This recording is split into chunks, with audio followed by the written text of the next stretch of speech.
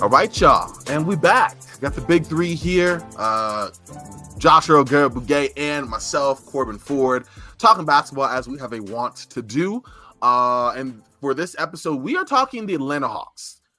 An interesting team. We did the Charlotte Hornets. By the time you hear this one, you'll hear the Charlotte Hornets podcast, which was a conversation about their roster, general direction or lack thereof, possible deeper conversations about draft philosophy and team building and what that looks like for a team like Charlotte. And then, finally kind of going more into the players and then stepping back out and extrapolating that. And we're going to do something like that with the Hawks, who are in a different situation. Not an altogether better situation, but definitely a different situation than the Charlotte Hornets were. And the Atlanta Hawks, they are currently 10th in the Eastern Conference. As we're recording, they did pick up a really tough win against the Boston Celtics, including a really major comeback in the third and fourth quarter. I was able to watch that, and I was really impressed from what I saw. But ultimately, I cannot say the Atlanta Hawks are, as a team, impressive.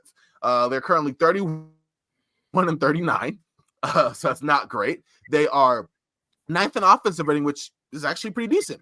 It's just when you look at defensive rating, where they sit 28th, and net rating, where they sit 20th. It's just been a pretty uneven season, to say the least, for this Atlanta team. And so we're going to break it down.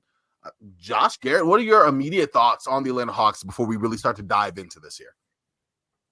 I think the obvious thing is just how literally average they have been over the last several years. I remember seeing something back after the last 1,200 games that they were exactly 500 over that stretch of time, 600 and 600. And lo and behold, after 1,500 games, they were still exactly 500 over that time at 750 and 750. And I'll get into this a little bit later, obviously. But since Trae Young has been out with his current injury, the Hawks, prior to tonight's win over the Celtics, were 7-7. It's like this team just cannot escape the gravity of regression to the mean. Yeah, they're kind of a frustrating group. You had the hiring of Quinn Snyder, which I think a lot of people were very excited about in the middle of last season. And I would say at the end of last season, there was some signs of encouragement with what they showed under him. They started attacking the offensive glass a lot more. They seemed like just a more cohesive basketball team. But then, the defense has really, fallen back to the end of the rankings again.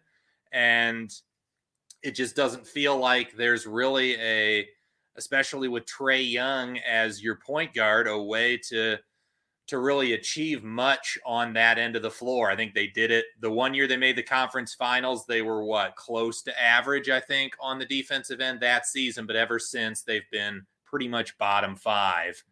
And it's really hard to accomplish anything in this league when you're that bad on either end of the floor. Yeah, I have to agree with you. They've just found a way of somehow not really inspiring hope for the future, but also when you look at the roster, you're not immediately dissuaded. There's a few interesting pieces there, and I kind of want to let's start with the tentpole figure here, right? We'll kind of start with some key players, work our way into coaching, and then kind of some main points from there.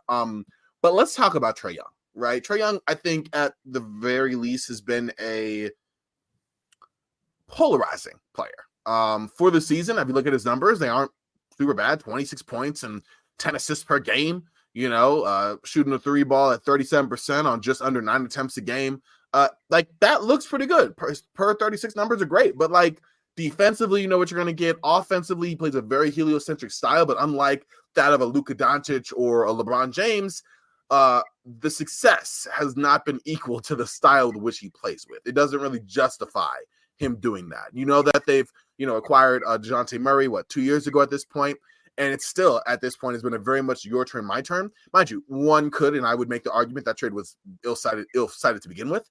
I didn't really see how that was going to work in a positive way for both players, and it's been mixed results. DeJounte's definitely improved his three-point shooting, but at the end of the day, Trae Young needs the ball, and he hasn't been able to leverage his on ball, I don't know, lethalness, I guess the word, or whatever, the danger of his on ball, of his shooting, he has been able to leverage that into creating open shots away from the ball. Like, he kind of needs to be on the ball still. So that's been an issue. But at the same time, I mean, you've heard different opinions on whether to trade him, whether to continue to build around him, whether he should be part of the core along with a couple of the players that we'll talk about. What are y'all thoughts on Trae Young? Because I'm not gonna lie, I'm trending more towards the maybe we need to move him type deal, whether that is to get a player that is a better fit, or if you can get some draft capital that will make you, help you moving forward, something to go in a different direction than what is right now. But I could also see an argument for no, we need to keep him around. He's still a very young player. His numbers are great. Impact on the offensive end can't be understated. Like, what are the opinions on Trae Young here? Yeah, I mean, it's this last stretch of 15 games again that the Hawks have gone 8-7 has shed some light on things because, again, yeah, they have a better record without him this season than they do with him, which is telling. And then also, I haven't looked up the numbers as of late, but as of like a week and a half ago, their net rating was actually better without Trae Young as well. And a lot of that was their offensive rating is down like 6 points per game, but their defensive rating is down 8 points a game.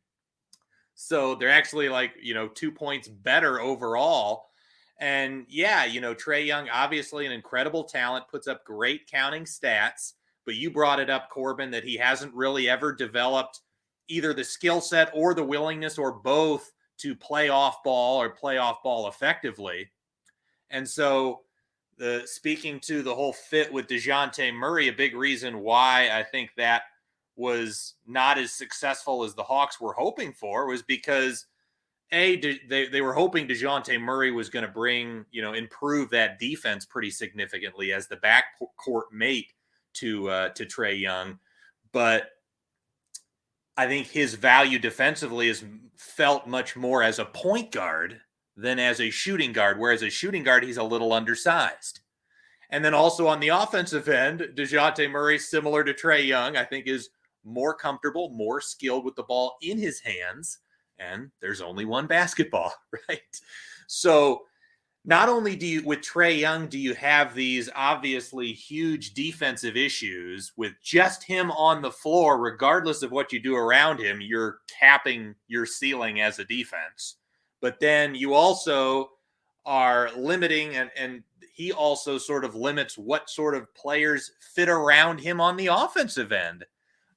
He's obviously pretty good for maybe a limited center like Clint Capella and making him effective. But it's sort of like the, what a lot of people said with LeBron James back in the day, where players like Jay Crowder had one of his worst seasons in Cleveland, because when you play with a ball dominant guy like Trae Young or LeBron James, you're doing a lot of standing around, and some guys just aren't accustomed or effective in that role. So there's a lot of issues with Trae Young. I think he's still very much a top 30 player in the NBA, but you do have to wonder, with him leading your franchise, is what we've seen the last few years just what you are going to get with Trae Young moving forward? And to be honest, I feel like that's the case. And if they want to do something different, I don't think that's crazy to consider. Yeah, Trae's interesting because he is one of those players where basically since I think the 2020-2021 season, the Hawks have had a top 10 offense each season. And that's primarily because of Trae. He has a very substantial impact on offense. The problem is that he does it in such a way that is very heliocentric, and in some ways simplifies things from a team building perspective and simplifies things for his teammates, but also handicaps itself because those same teammates aren't developing additional complementary and secondary on-ball creation, because the ball is always in Trae's hands. And again, he does well with the ball in his hands. There's a reason why he's been built around. But everything Garrett says, I feel similarly. You've got a guy who, according to most people's definitions, we talked a little bit about how do you define a franchise player in our Charlotte Hornets Project Rebuild pod. And for a lot of people, I feel like Trey would hit the requirements for a franchise player. He is the offensive engine. And not just a very strong scorer himself, but one of the best playmakers in the league too, like unquestionably. But it does prompt questions of how elite do you have to be in that area to have a heliocentric offense be truly successful. Like we saw Harden do it. We saw like LeBron do that in some of his playoff runs. And is Trey at a Harden or LeBron level? No. On top of that, like how when you have an offense that's so heliocentric, you also need that complementary defense. And I feel like that's what's been the problem for Atlanta. And it's not as simple as just surrounding him with 4 really good defenders, even though I feel like they haven't hit on that in the way they expected with guys like DeAndre Hunter, Cam Reddish, and other draft picks and stuff like that. Those guys didn't become the defensive impact players that they envisioned. But I feel like even if you had put in, like, let's say Herb Jones and Jaden McDaniels, let's say those two replace Cam Reddish and DeAndre Hunter, you still probably have a below average defense overall. And so it's an interesting conundrum from a team building standpoint, because by most people's definitions, he is a superstar. He is a franchise player, and you're never wanting to trade a franchise player. You want to build around one. But in this particular situation, are you handicapping your team's success by building around this particular franchise player? And so I guess that leads me to a question. I mean, we talked around it, but I kind of want to get, like, do we consider Trae Young a franchise player for this Atlanta Hawks team? Because you're right, like the bigger themes of it, yeah, like you've kind of seen the results. You kind of see, yeah, there's some ill-fitting parts, but ultimately, what do we think about Trae Young being that guy in the first place, you know? Yeah, I mean, I would argue he's not. And to piggyback off what Josh was saying earlier, like comparing him to like a Luka or a Harden or a LeBron, for one, not that like Luka and Harden in particular are great defensively, but they at least have size and strength.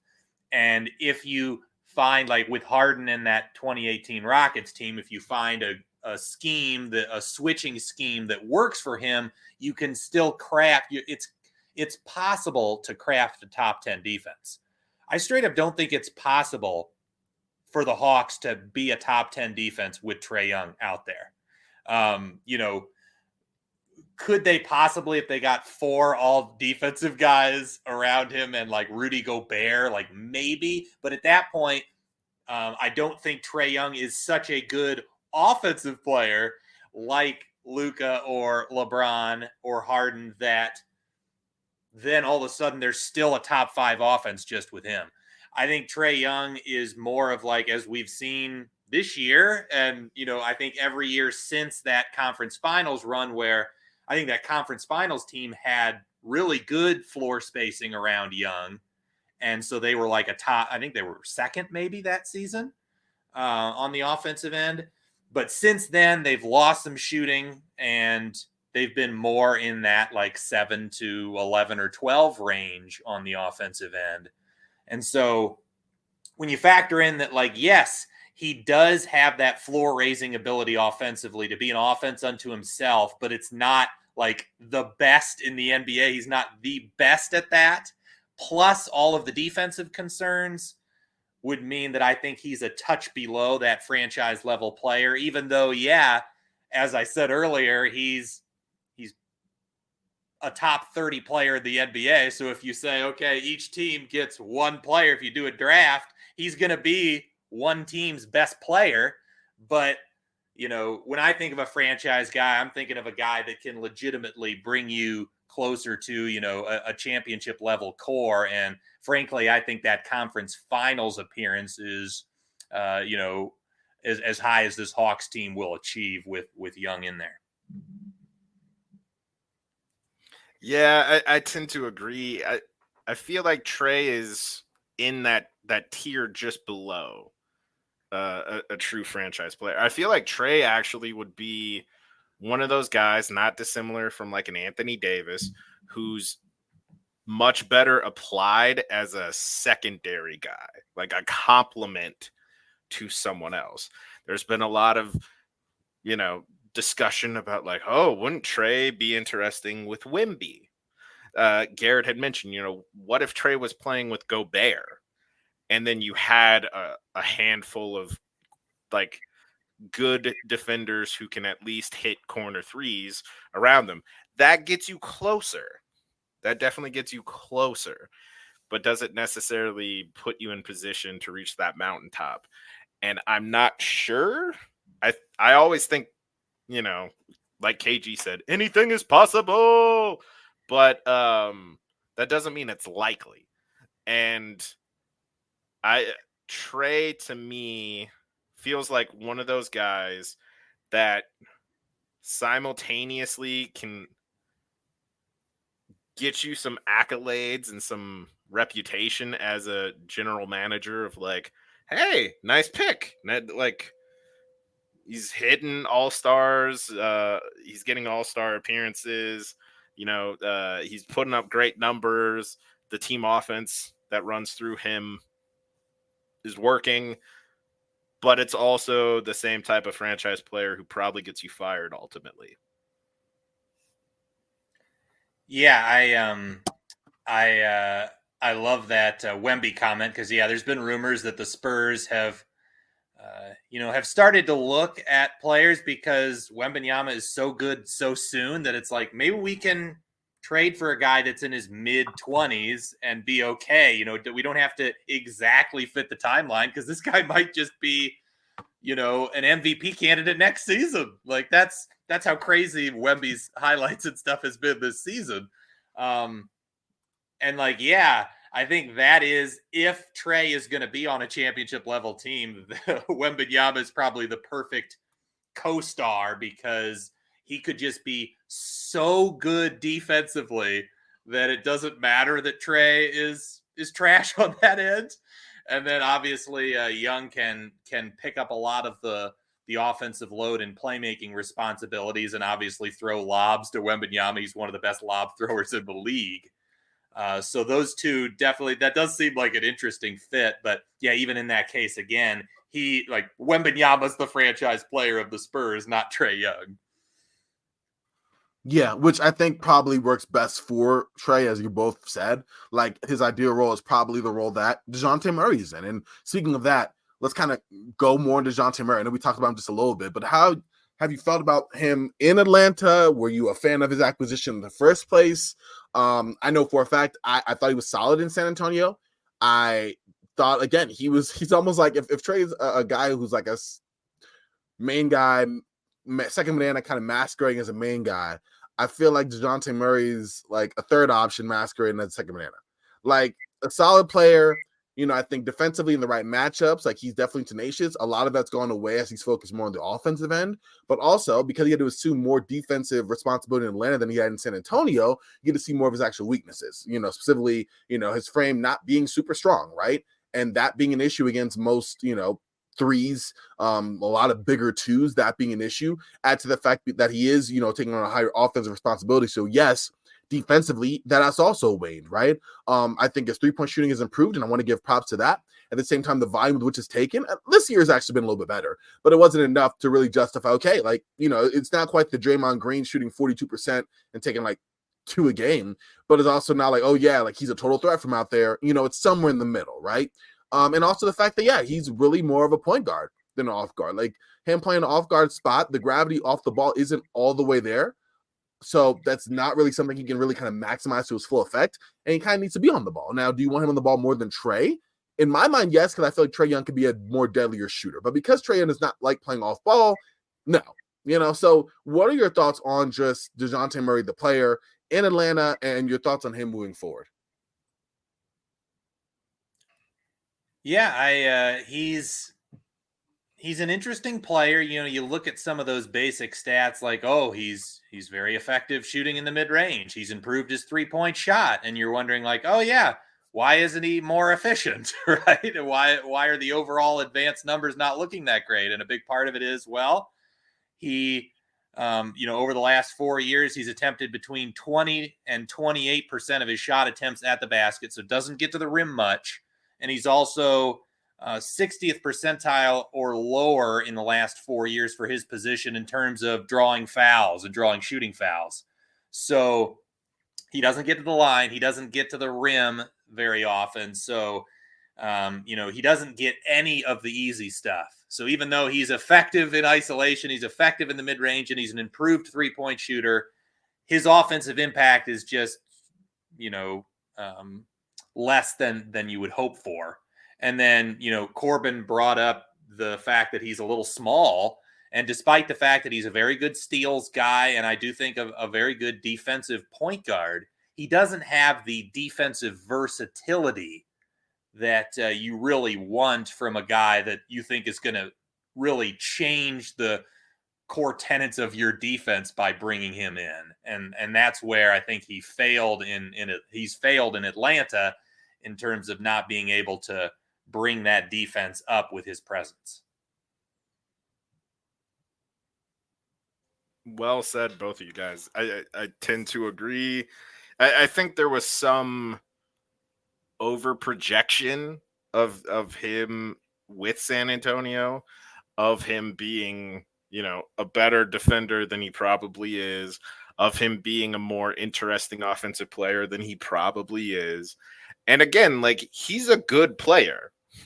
Corbin, when you were saying like, a third option masquerading as a second option, I was almost thinking like a good player masquerading as a kind of fool's gold type all-star, which he probably was in San Antonio. He did make an all-star team. Not entirely sure if it was fully warranted or not. But the question I have with Murray, because as we said, like since Trae went down on the 25th of February, the Hawks are 8-7. So they're basically at the same pace that they are when Trae was healthy too. And so the question then kind of becomes, is it maybe realistic that you can still be in the same general space as you are, play in range? Because let's be honest, even if they were to sell off Trae and other players, like, are they really going to get worse than the Pistons, Wizards, Hornets, and Blazers next season? Probably not. Maybe slightly in that range, but like probably not. So like this team is still probably going to be in that play-in range. And if that's the case, and that Trae Young is making over $43 million next season with 2 more seasons after that,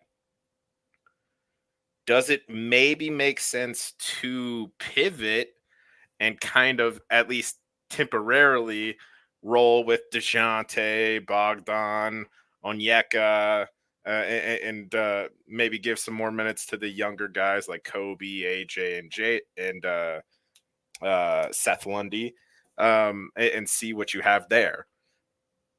Not to mention you could probably save yourself a lot of money depending on the type of trades you can do to maybe move Trey and get off the longer years of the deal. Because here's the other thing. Trey is much, much better than DeJounte offensively, correct? We all agree? Like, much better. Yes. I'll say that. Yeah. Is Trey almost twice as good? Is Trey making basically 18 million more per year than DeJounte, and you're 500 either way? Does that still make sense financially speaking? I'm gonna let you go on that one, Garrett, because I'm thinking about I that didn't one. quite get the question. Do you mind? So we all agree that Trey is a much, much better offensive player than DeJounte, but given everything we've talked about Trey so far, is, a team is like building everything around Trey and having DeJounte in the secondary role or trying to move DeJounte.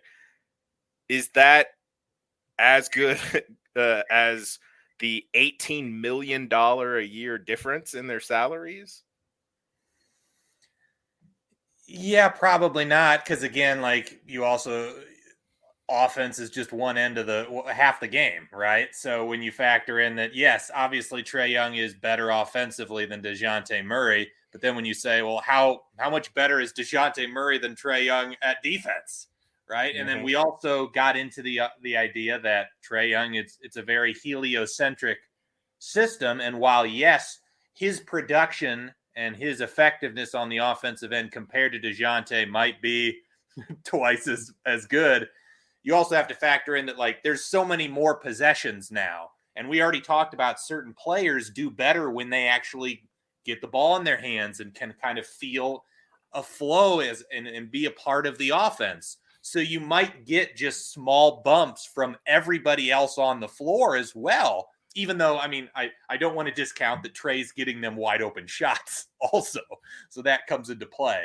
But, I do feel like I, in particular, when I played, I think felt more of a rhythm and more into the flow of the game and felt more confident when I shot the ball after I had gotten a feel for the basketball, gotten some dribbles in, and felt like I was a part of the game. So, no, I mean, to answer your question, no, I don't think Trey Young is $18 million more worth it for the Hawks than DeJounte Murray is. But like, and this is probably not going to be a surprise coming from me, guys, but like I'm more of the mindset of maybe they should trade Trey and DeJounte and Clint Capella. Like that's kind of maybe more of the strategy that I might consider. And that's a perfect segue to, like, real quick, before we actually go into how we're going to actually rebuild this team, let's run through some of these other guys, right? You have Clint Capella, Bogdan Bogdanovic, a few of these guys here, whether I would say AJ Griffin, but we really haven't seen a whole ton of him. Jalen Johnson, obviously, has had a most improved player candidate award type play this season, right? Onyeka Okongwu, who got that extension and then has been there. Like, how do we feel about these guys? Because honestly, like, this supporting cast, if you will, has been underwhelming, in my opinion. I mean, Clint Capella has been solid. Kind of, some of it's some age-related regression. I think he's also picked up a few knocks of injury here and there. He's definitely not your consistent, high-flying lob finisher, defensive presence that he was in Houston, and the numbers have kind of backed that up. But he's still a very solid backup center, right? And unfortunately, Onyeka Okongwu, like, the potential has been there, but he really hasn't done enough to supplant Capella. Like, I don't look and be like, oh, move Capella because, free Onyeka. Like, Onyeka's there. Like, he hasn't really, like, made his presence felt in that way in my mind, right? Jalen Johnson, obviously being solid. He's somebody that I think would be a quote-unquote core part of this team with which to build around, whether that is with Trey or DeJounte, neither, both, whatever. Jalen Johnson is definitely there, right? And then when you look at a guy like a Bogdan Bogdanovic, solid shooter. Sadiq Bey, he's out with an ACL injury for the season, but like he had really kind of made his way into the rotation. So, like, what do you think about these other players for the Hawks? Because, I mean, that's my rapid fire there, but they're all, various forms of adequate.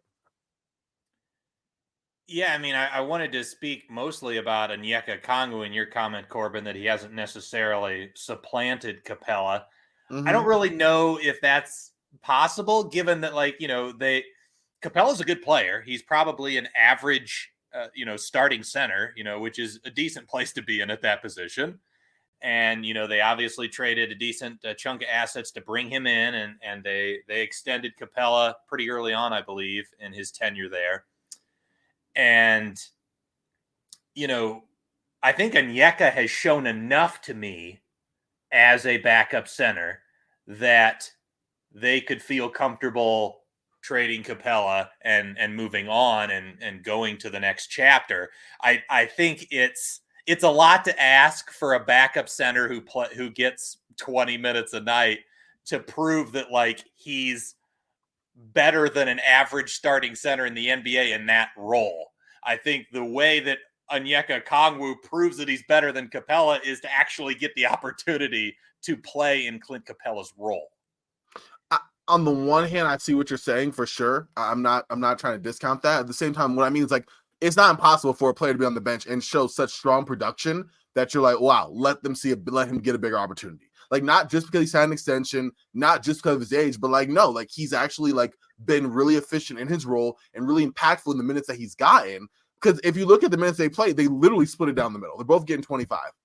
And, like, I'm sorry, like, Capella's are better. You know what I'm saying? Like, if you just look at just the numbers, I'm not even saying look at the numbers, you can look at the play. But, like, I get what you mean. I think the problem is that you're paying, Onyeka a good chunk of money, and he's worth that. But if you're saying, okay, at this point, I don't want to say worth, he's getting an adequate amount of pay. Let's say that. But if you're saying, okay, if we're moving away from Clint Capella and that Onyeka is a really good backup center, that doesn't mean you're a backup center ready to graduate to a starter. It means you're a good backup center that could possibly do that. But, like, again, based off what I've seen, like, I'll give him free throw shooting. I'll give him, like, a different kind of my fault, 8 minutes left, like a different type of look or a different feel.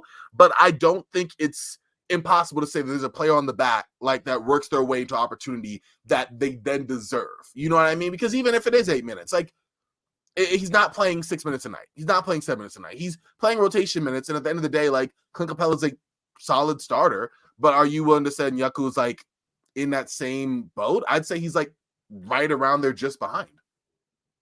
I mean, I guess I'll put you on the spot here, Corbin. Can you think of a scenario where a player getting, 20 minutes a night proved in those 20 minutes that they were better than a solid starter as Capella is? Like, I can't think of too many scenarios, if any. Like, any player, like, in minutes. I mean, I'm a Lakers guy, so I'm gonna bring up Austin Reeves. But, like a player who, like, wasn't starting, was getting minutes, you're like, wow, like, I like what I see from this guy. Like, he needs more minutes. And then he's gotten more minutes. But he didn't have a Clint Capella level player above him. Well, I mean, what I'm saying like a backup player. Like, clearly he was not a starter. Like, clearly he was looking up and carved out a role for himself in less minutes than the guys he was ahead of. Because I remember it was like, we need to get Austin Rivers more minutes over XYZ that at the time Frank Vogel wasn't doing. You know what I mean? So, like, no, I get you. Like, he wasn't looking at, like, a clearly supplanted starter that he had to, like, move, like an entrenched starter, but he was looking at a role that, no, he wasn't a starter. He was getting, like, 15 to 20. And then in those minutes, you're like, wow. I mean, in Austin Reeves' case, he really played well with LeBron. He really made a spot of shots. He really hustled and gave a dynamic the Lakers didn't have. And he made a role for himself. That's what I mean. Like, I get what you're saying. It's like, yeah, it's Capella. There's a name there for sure. But I don't think you look at Onyeka in the time he's had and you go, wow, like, he's really making a case for pushing Capella in that way. Like, it's at least that's my argument. I haven't seen that. Yeah, but reasonable minds can disagree. I think we just agree to disagree here again. And that's okay. Austin Reeves is in a scenario where, yeah, he who's he replacing? And, like, the Atlanta Hawks have committed to Capella. They're paying him, and that's where I think it has to be an organizational choice to say, we're going to let Onyeka Okongwu get his chance here. And so far, by holding on to Capella, they've chosen not to give him that chance, even though I think in Onyeka Okongwu's minutes, he's proven to be one of the best backup centers in the NBA. And I think if he got the opportunity, I think you'd see some special things from him. I can go with that. I can go with that for sure. Yeah, I would not be shocked to see Capella moved, simply because Capella will be making over $8 million more than Onyeka next season.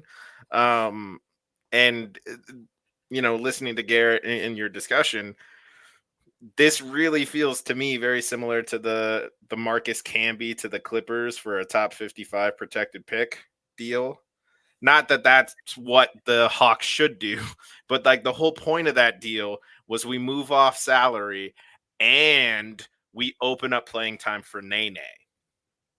And I feel like that might be a move they look to shed some salary by moving Capella, and in the process, open up more minutes for Okongwu. So that's something I could see them doing. The thing that I find very interesting is they're pretty firmly in the 10th spot in the East. Like they're 5.5 games ahead of Brooklyn. So like they're in 10th. like they're gonna be in the play-in.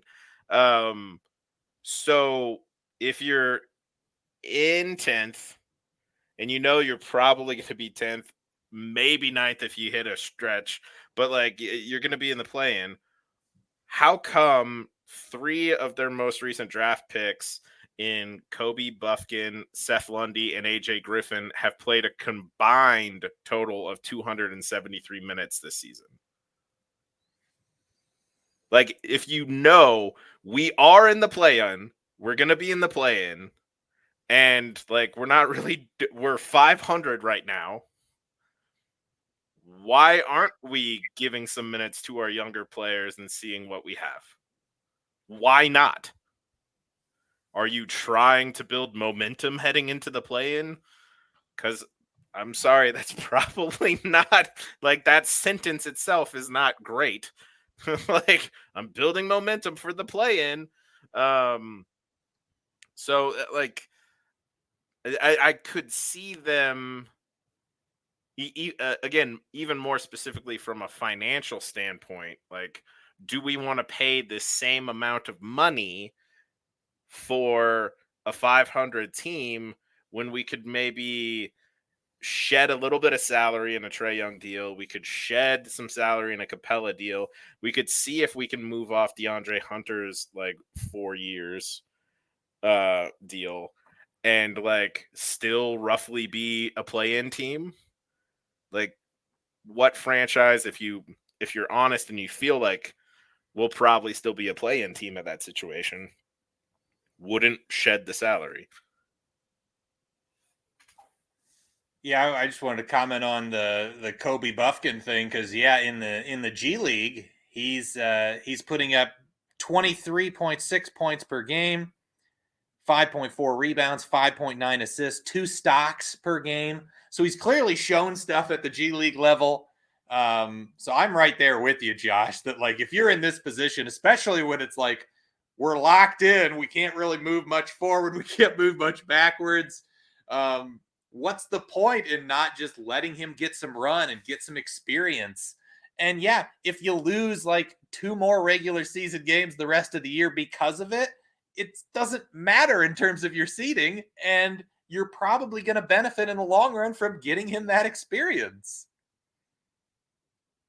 So are we thinking, I guess going more to team philosophy here, when you look at this roster, are we looking more towards prioritizing the young guys? Obviously, Garrett, and let me not even backtrack, but acquiesce a little bit to our discussion earlier, Garrett, about like at the end of the day, it's not a demonstrative difference. Like I was saying, he hasn't done enough for Onyeka to move there. Whether or not, if you look at it, it's not that big of a difference to justify starting a soon-to-be 30-year-old center over a 23-year-old who will give you more of the same. So I will see that to you. But looking at these players that we're talking about for Atlanta, we have this not even old guard, because they're all, I mean, Clint Capela's still 29. He's soon to be 30. DeJounte Murray's 27. Trae Young's 25, right? But I think we've seen, like, if not the limit of this core, we kind of see where that can get you, right? So are we looking now, if you're Atlanta, at the offseason of making the difficult decision because you are a front office that wants to justify competing, to continue on with this core and supplement here and there? Or are we looking at more prioritizing a Jalen Johnson, a Yucca Okongwu,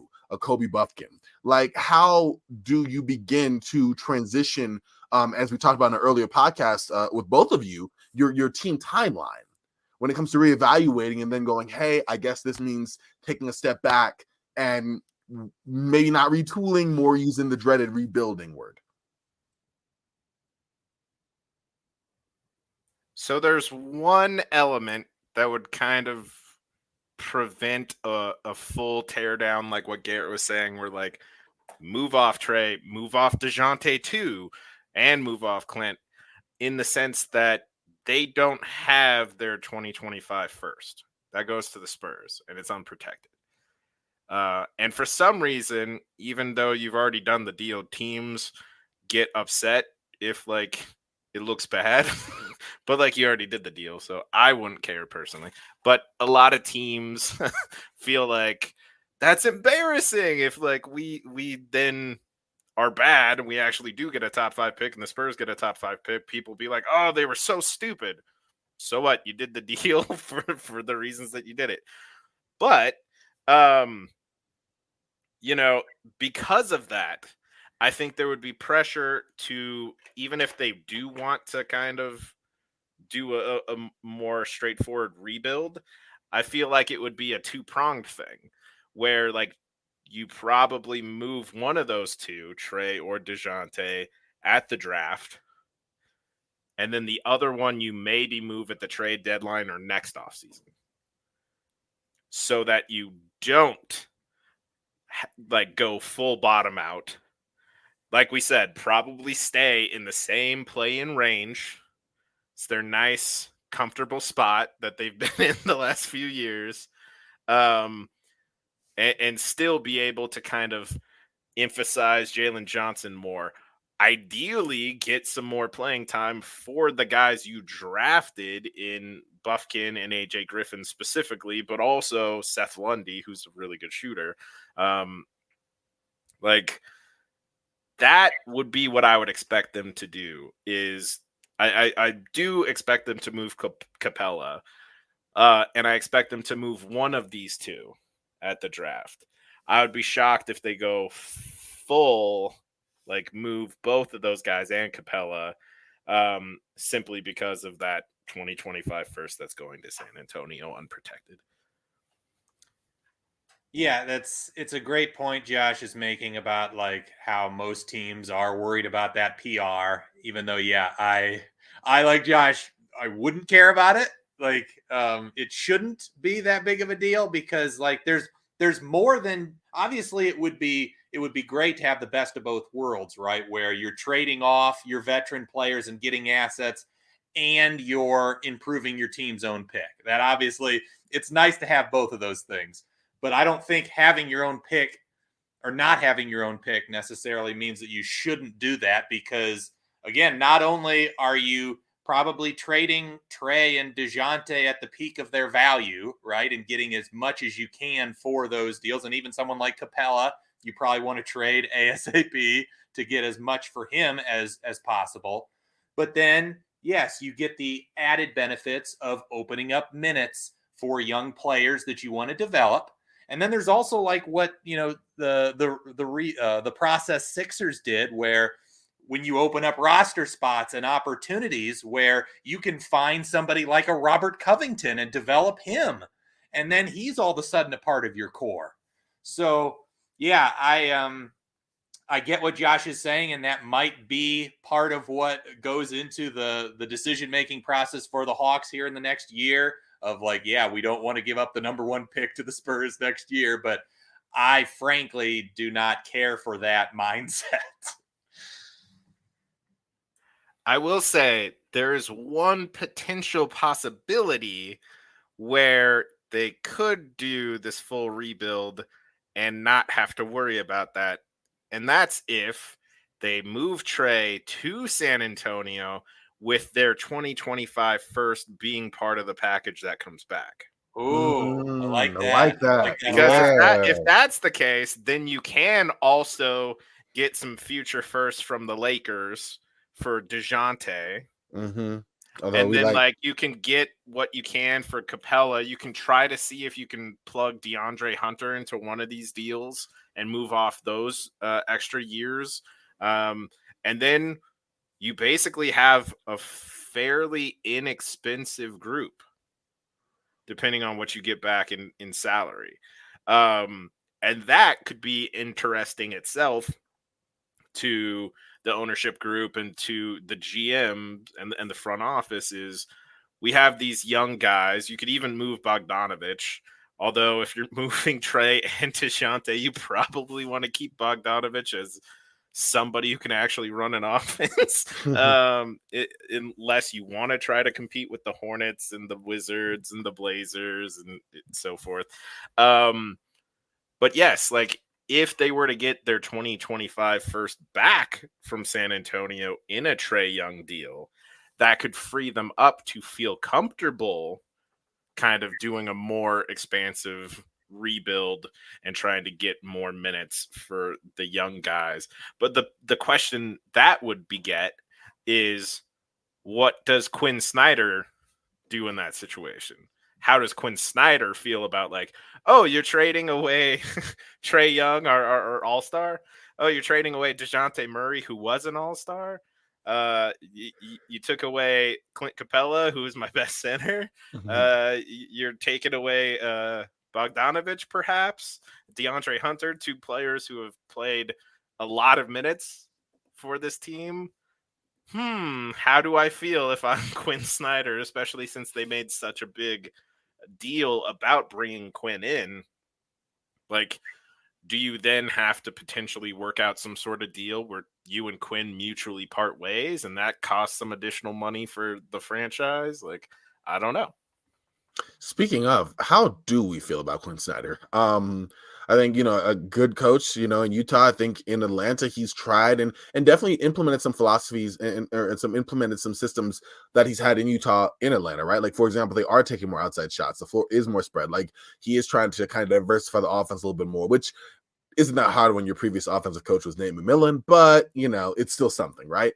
At the same time, it's been average. So at the end of the day, is it just not the ideal roster? I think that's goes without saying, but is it just an ill-fitting roster for Coach Quinn? And if so, like Josh brought out, are you trying to do a rebuild and hope to keep him, or are you trying to retool with pieces that fit better around him, a la what Stan Van Gundy did on his last two stops, before he kind of has been out of coaching in New Orleans and Detroit? What is the approach you take with Quinn Snyder? Because I all think we agree that he's a very solid coach, or at least in the upper echelon, maybe not like the top tier, of course, but in the upper half. But what do we think about restructuring the team, and how much context we get from the coaching that kind of goes into that? Yeah, I mean, I think Quinn Snyder is an above average coach in this league. He was terrific in Utah, and you basically, you said it, Corbin. The roster is pretty mediocre, and even the fit of the roster is subpar. So, I think would you hope that they'd be a little better than they are? Sure, but I don't think there's too many coaches that would be doing vastly better than Quinn Snyder is doing with this current Hawks team. I feel like Snyder's young enough that hopefully he would be okay with taking a longer view at things. Obviously, you would want to have that conversation with him as the front office if you're going to start making these moves. Yeah, I mean, I think one of the bright spots of Snyder's tenure is the development of Jalen Johnson. We haven't really talked about Johnson much, but I mean, Corbin brought up that he's maybe a most improved player candidate. He's been fantastic. I think Quinn Snyder has really given him the freedom to just play like himself. I think a lot of coaches would be focused on what Johnson can't do and trying to get him to be a Bruce Bowen and stand in the corner and make an occasional three from there. But Snyder has said, no, attack the boards, run in transition, be athletic. That is one of the things that I think you really want out of a coach when you're talking about rebuilding and giving young players a lot of run, is seeing like, okay, has this guy developed? Has this coach allowed for young players to shine? And you look at even Donovan Mitchell in Utah. I think Quinn Snyder has proven to be a decent coach in terms of getting younger players to not only give them their opportunities, but then helping them reach their potential. I would say that record's a little hit and miss, though, because like outside of Donovan Mitchell and outside of Jalen Johnson, has he done that for other young players? Like we just mentioned that their 3 most recent draft picks have collectively played less than 300 minutes this season. And like, yes, Jalen Johnson's getting a lot of playing time, but he's the only young piece other than Okongwu. Like those are the only 2, and Okongwu was already getting roughly similar minutes before Quinn came in. So like, is that necessarily, and not to say that Quinn hasn't embraced Johnson and hasn't helped put Johnson in a good position, but how much of that is just the fact that we no longer have John Collins? And we don't really want to play Onyeka and Clint together, big minutes. So, like, I not to say that he hasn't, because, like, yes, Donovan Mitchell as a rookie, they gave him a lot of leeway, and they Rudy Gobert is another guy that excelled under Snyder. Yeah, but again, I don't think that was like, I give him credit for the Donovan Mitchell stuff. I feel like with Rudy, it's not like, I mean, at the point, Derek Favors wasn't really going to be like starting ahead of Rudy Gobert anyway. But like, I get your point. On the same token, we've seen, at least in Atlanta, he hasn't played Kobe Buffkin. He hasn't played AJ Griffin. He hasn't played Seth Lundy. He hasn't played any. He's been playing guys like Wesley Matthews, who's 37, and giving Patty Mills some minutes over like young guys. And again, in a context where your team is 500, in a context where you're 10th in your conference, you're at the bottom of the tier that you're in, and still hasn't cracked open opportunities for the other young players. So like, I agree that there are highlights of like Donovan Mitchell. I'll give you Rudy Gobert and Jalen Johnson, but at least with Atlanta, we've seen that he doesn't seem that willing to give the young guys run. And that becomes the question. If it is a like potential rebuild thing, that becomes the conversation you really have to lock in and find out, like, are you down for this, Quinn? And if not, we need to figure something out. Well, and that's the point I was going to make, is I'm wondering how much of what you're discussing is actually Quinn Snyder versus the front office, because the front office has chosen to hold on to Capella, right, and not allowed Onyeka Okongwu to get those opportunities. You often have situations where ownership will be like just pressing and saying, we need the 10th seed. If that's the goal of the ownership, then the coach, if I was in Quinn Snyder's shoes and that's the goal of ownership, I'm not giving Kobe Buffkin 25 minutes a night. So I think that's another piece of context that, like, sure, it's possible that Quinn Snyder is is choosing not to allow any of these young players to get experience, but there are other decision makers in this organization that could also be a part of that decision. I guarantee you that if it's not the ownership, it's the front office that wants to push at least for the play-in. Ideally, they want the playoffs. It's just the team's not good enough. And I think it would be the front office, because they're the ones who, like, they let go of Schlink. And elevated Landry Fields and Kyle Korver, and they're the ones that then have to prove to Tony Ressler that, like, yes, we can do the job. So I think there is definitely pressure from that. But the problem with that is, if you're the front office, why would you also be putting pressure on the coach to not play the guys you specifically drafted? The guys that you told the owner, these are who we should select. These are the guys we're making multi-million-dollar decisions on. And you're like, I agree with you in regards to the Okongwu thing. Them not moving Capella does limit Okongwu's minutes. But the other young guys, like, I would highly doubt that a front office that wasn't at least in championship contention would go out of their way to be like, don't play those guys. So, like, I think you're half right, Garrett. Like, I think there is pressure internally, not necessarily from ownership, although it's possible, but I feel like that front office wants to prove, like, hey, we can correct this. We can let us keep our jobs. You know, I feel like that's probably there. And that probably was a push earlier in the season. Like, we want to make the playoffs. But like we said, they've been 500. They're 10th in the East. This has been the case for a while now. So at what point do you and these are smart people. Let's be honest. We all know they're very smart people. Like, in the yes, Corbin, you can make a face, but I'm being funny. they're Yes, smart I enough to understand. understand. Guess what? We're not getting in the playoffs without going through the play-in.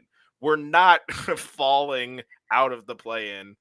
So whomever is making the decision, whether that's the coaching staff or the front office or even ownership, to kind of like, let's keep the foot on the pedal and let's not, you know, like, see what we have with the young guys, they're doing a disservice to the franchise.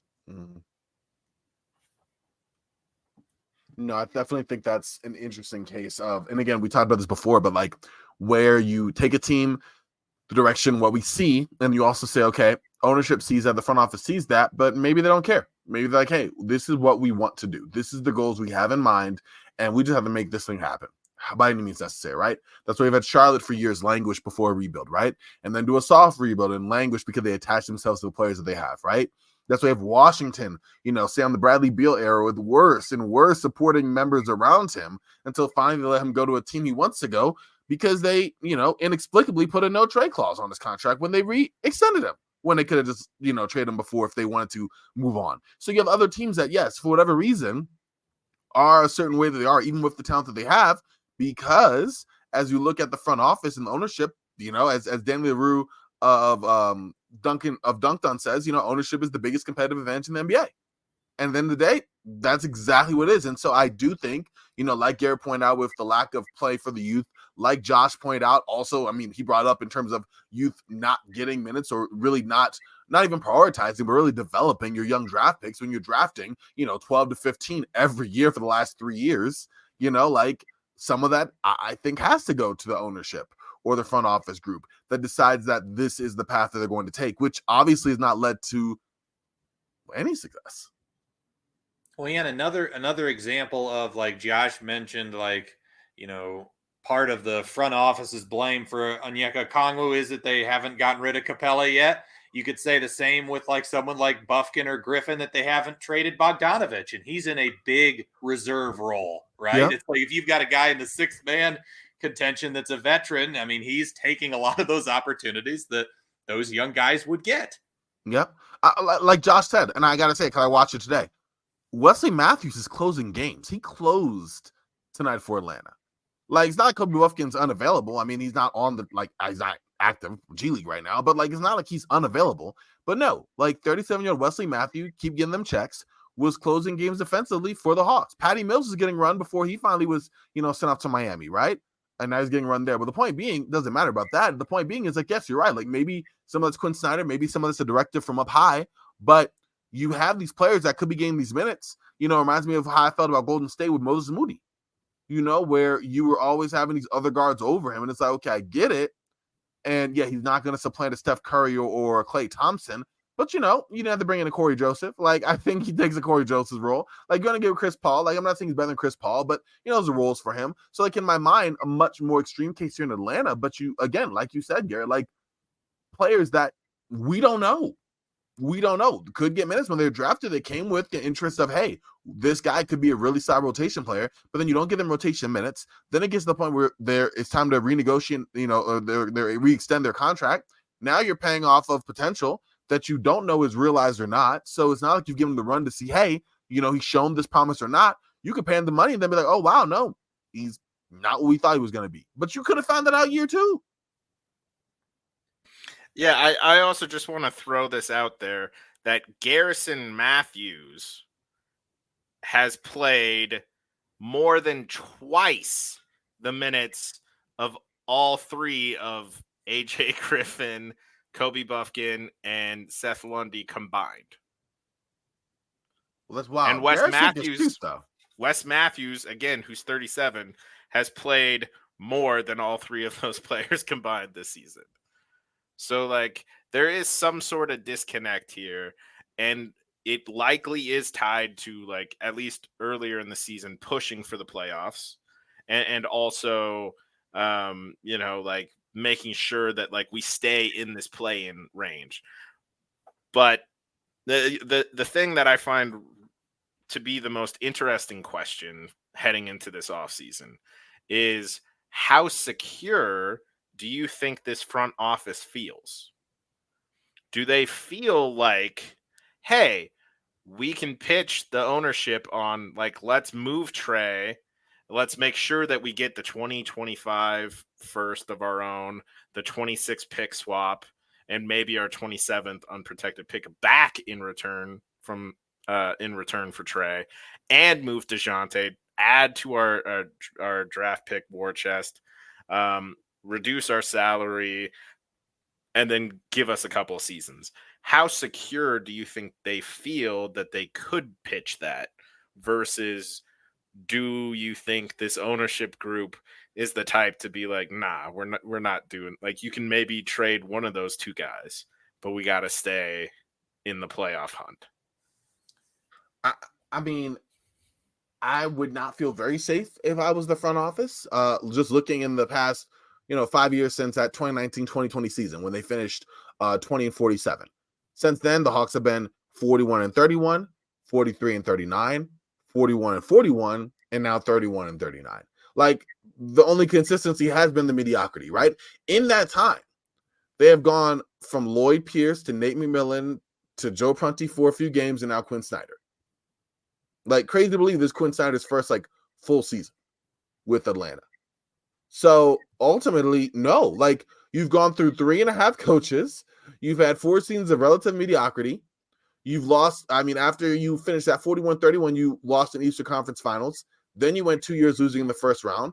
Now this year, you're probably going to lose in the play-in potentially, or repeat of rinse wash of losing the first round. Like, I don't know if you can then say, okay, now we are going to go and decide to build from scratch and really set a firm foundation, and you should trust that, because look at what they've had over the last couple of years. So I definitely, if I'm in Atlanta, don't feel super great about my position if I'm, currently Landry Fields, who, like, shout out to Landry Fields, but also, like, there has to be, in my mind, an answer at some point. Yeah, I completely agree with Corbin. I would not feel confident, and that's why, like, even though if I were running things or if I had control of the situation, I would seriously consider shopping Trae Young. I don't think that's going to happen. I think Trae Young's going to be there for the long term.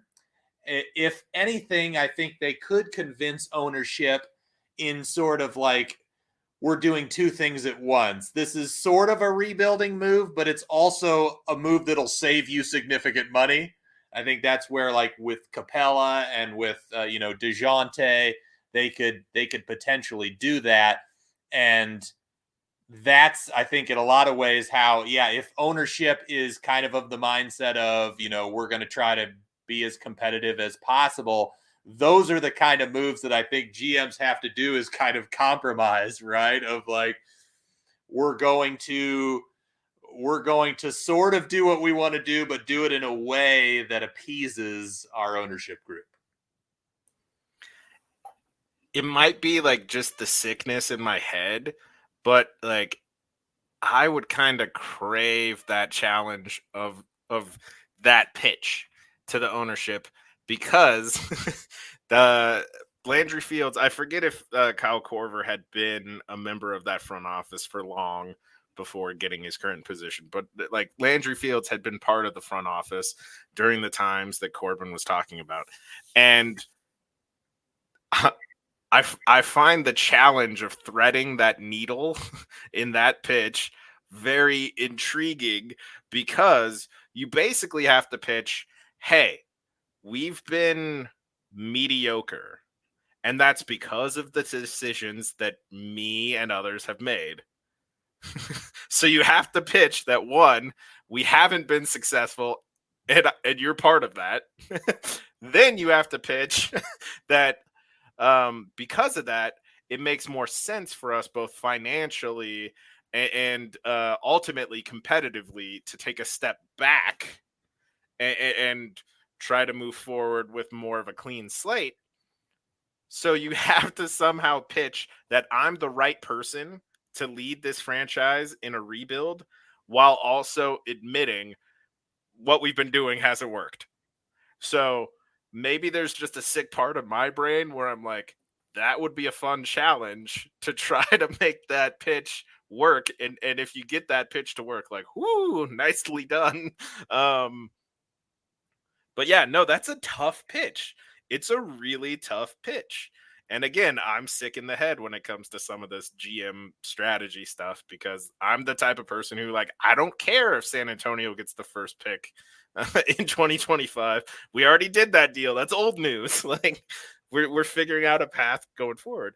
But that's the type of thing that, like, if you're front office and you're a front office where you don't maybe feel like your footing is super stable, that's a very tough pitch to make.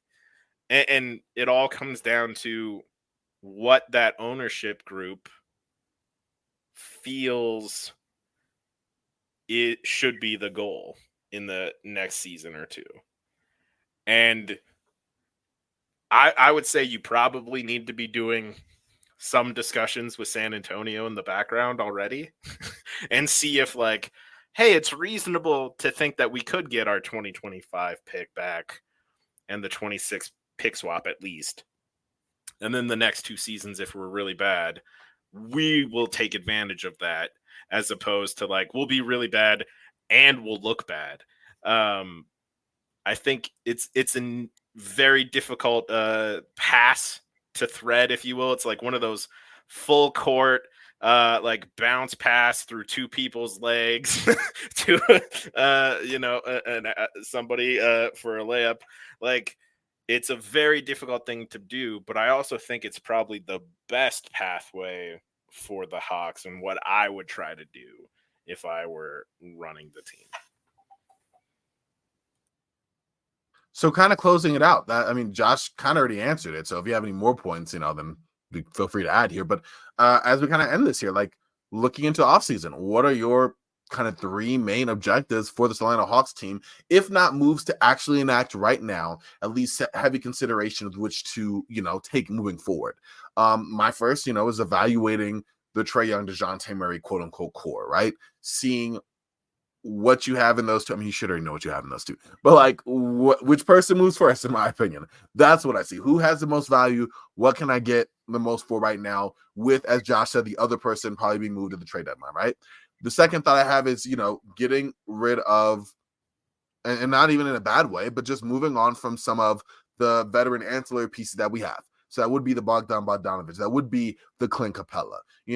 Wesley Matthews, I mean, he could be a veteran depth guy, but his minutes are going to get cut. Like, moving on from these guys that have been there, that have just been there, and have kind of helped with this mediocre record. And, whether there is value recouped, like Josh said in the chat, for Bogdanovic, whether there is something you get for Capella, whether there's some, flyers you could take for some guys, some draft cap, whatever the case may be, actively taking direction and going that would be my second thing.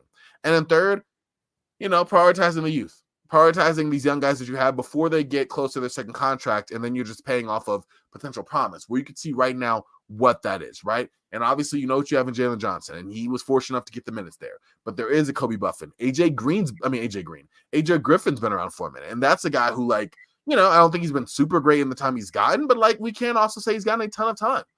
Josh pointed out the numbers and how much minutes he's gotten in relation to a Garrison Matthews, who can shoot the ball, mind you, but also, you kind of know what Garrison Matthews is. So figuring that out for sure is my three main goals for what I think Atlanta should be looking at this offseason.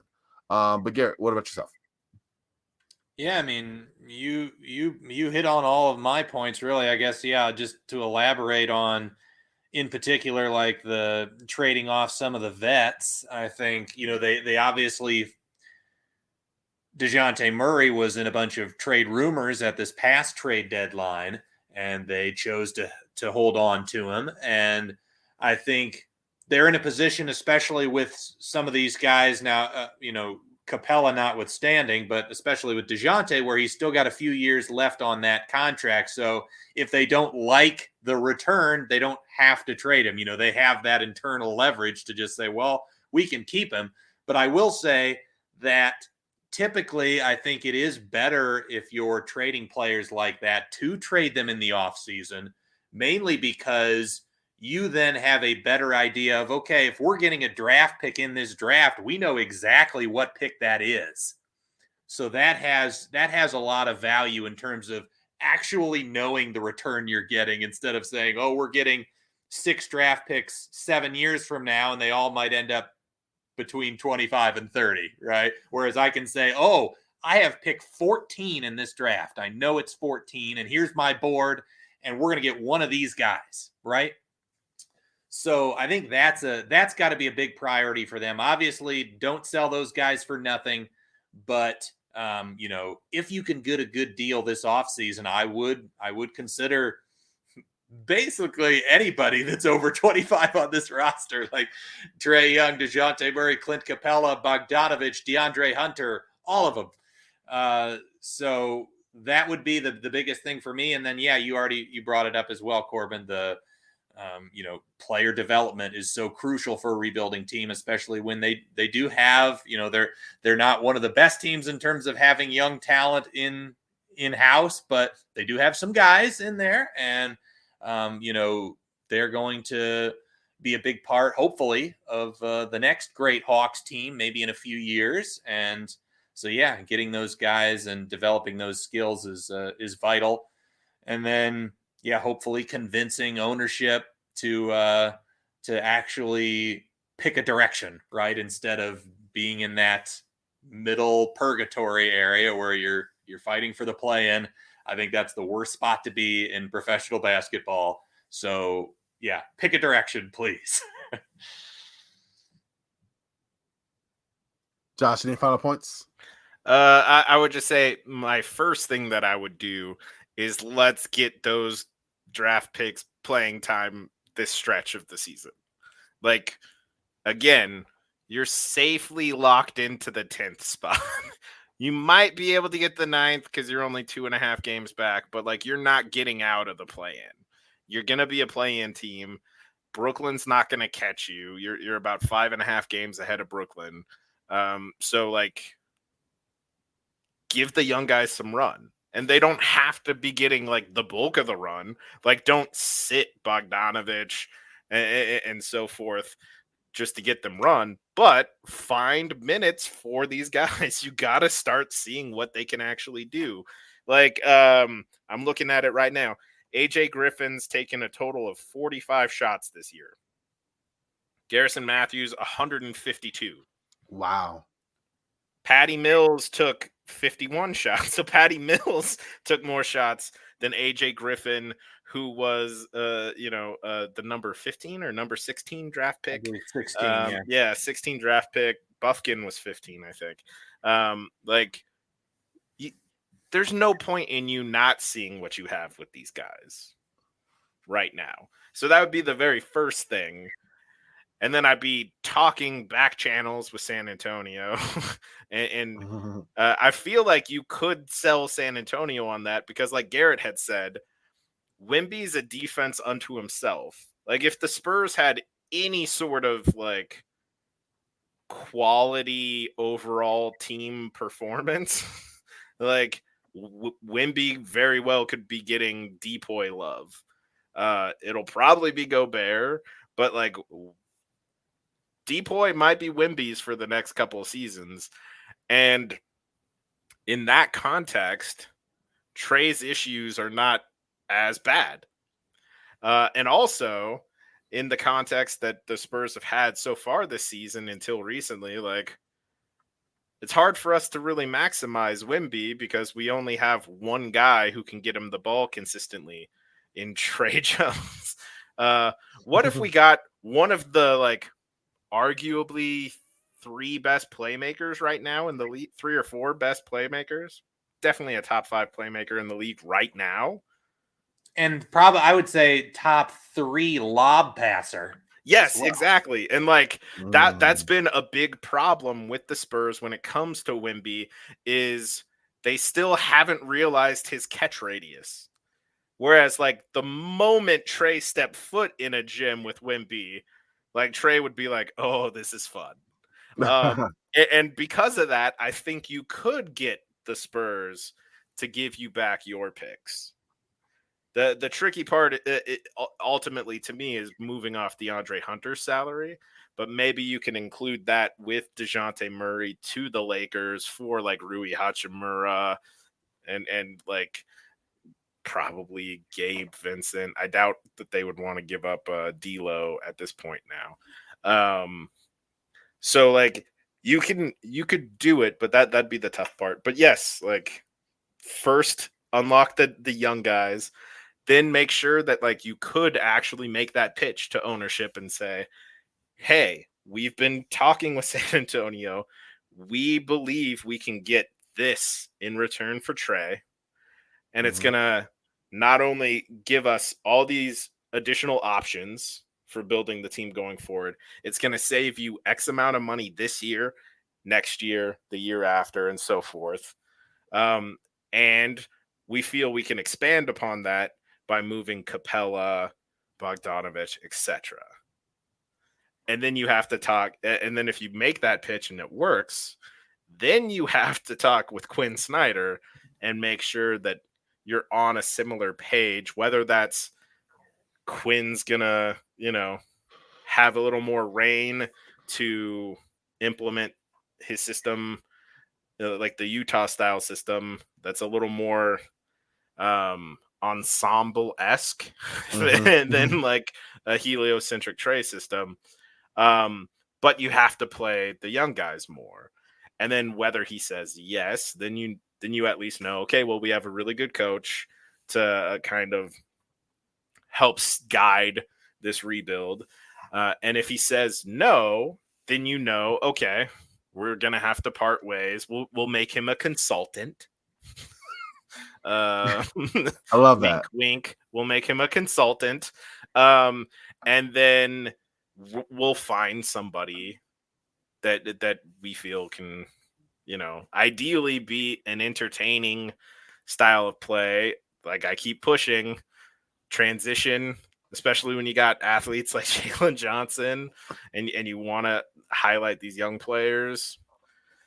Get somebody who can, implement a transition forward offense and see what you have.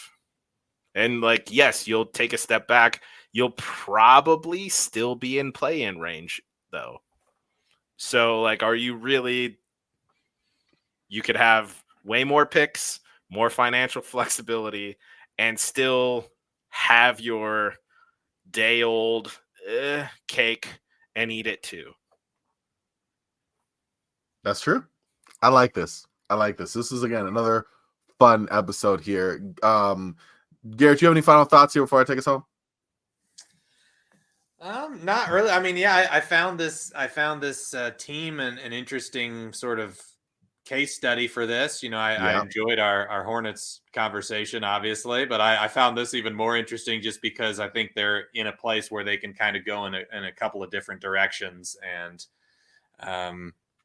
there's a little bit more up in the air with this team. So, I really enjoyed the conversation. I thought it was really fun. And, I always enjoy doing it with you two, of course. Yes, it's always a blast. I look forward to these nights and these shows just to talk and get, discussion on basketball. I love doing. So real quick, can we share with the folks, as always, where they can find you and your work? I know we do the same spiel every time, but we can't miss a chance to plug ourselves. Josh, then Garrett, and then take it home. I'll end it. Well, when I'm not on a podcast with these two or chasing my toddler around or changing diapers, I'm helping people who want to work in the basketball industry or who currently work in the basketball industry get closer to their dream career in basketball. And I do that through personalized strategy sessions and phone calls and feedback on work so that you get the personalized response you deserve compared to a lot of the kind of Q&As at career conferences, or you maybe have a connection and like you'll send them scouting reports and they're like, thanks. My goal is I'm a point guard at heart. My goal is to set you up for your shot to take the next step in your career in basketball. So if that's something that sounds interesting to you, you can reach me through email at Josh, Josh, at myhoopscareer.com. And we can set up a first phone call and see how I might be able to help you. Simple as that, y'all. Gotta do it. Garrett? All right. Yeah, you can find me on Twitter at Garrett Bugay. That's GarrettBugay. You can also find my NBA-related podcast, Duncan Dynasty, which these two guys are on very frequently. That's DUNKINDYNASTY. Just recently did an episode with Scott Levine on the team. The Atlanta Hawks had a historic comeback tonight against the Boston Celtics. So check that one out. That was a fun discussion. And, with the playoffs, just, 2.5 weeks away or so, I always try to get a few playoff preview episodes out there, and maybe I can convince these two to join me on one of those as well this time around. So yeah, keep an eye out for that here coming up soon. Very excited for the prospect of doing that. Garrett's playoff shows, his shows in general are very fun. So definitely two great people who know basketball, who know people, and know how to get on the pod and make a great show, y'all. So I hope y'all really enjoyed this one. You can find me on Twitter at Corbin NBA. Listen, I, trying to make it like everybody else talking hoops. So here we are. Find any hoop musings there. Definitely prefer the inefficient shot creation. That's my jam. But I'm also want to have a very educated conversation on hoops with you. So definitely make sure to check that out if you are so inclined. But for Josh, for Garrett, for myself, we are Frosty. Y'all stay frosty, and we'll talk to y'all real soon. All right, y'all.